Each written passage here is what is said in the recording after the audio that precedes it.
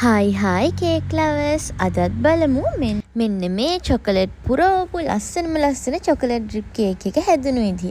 Kilo එකේ chocolate cake එකක් gram 500 tray දෙකක දෙපාරකට බේක් කරගෙන තමයි මම මේ අරගෙන තියෙන්නේ. එතකොට සාමාන්‍යයෙන් කිලෝ එකේ කේක් එකක් ටිකක් උසට හදාගන්න පුළුවන් අපිට. වෙනදා වගේම කේක් එක සෑන්ඩ්විච් කරලා වටේ ක්‍රම්ප් කෝට් කරලා ඒක පොඩ්ඩක් කූල් කරගෙන ඊට පස්සේ ෆයිනල් ලේයර් එක අයිසින් එක ගාගෙන චොකලට් ඩ්‍රිප් එක දාගත්තා.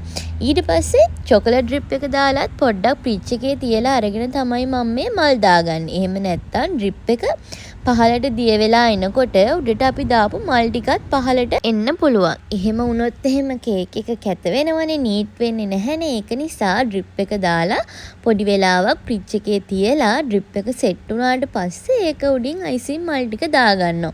එතකොට එහෙම ප්‍රශ්නයක් වෙන්නේ නැහැ. ඊට පස්සේ මේ විදිහට කේක් එකට යාලා දීලා තිබු බජට් එකට හරියන්න චොකලට් ටිකත් ඇඩ් කරගත්තා. ඊට පස්සේ මේ කේක් එක හදවුවේ අක්කා කෙනෙක් එයාගේ මල්ලිට දෙන්න. ඉතින් මේ විදිහට මේ කේක් එකේ වැඩත් ඉවර කරගත්තා. එහෙනම් අදට ගිහින් එන්නම්, හැමෝම පරිස්සමින් ඉන්න.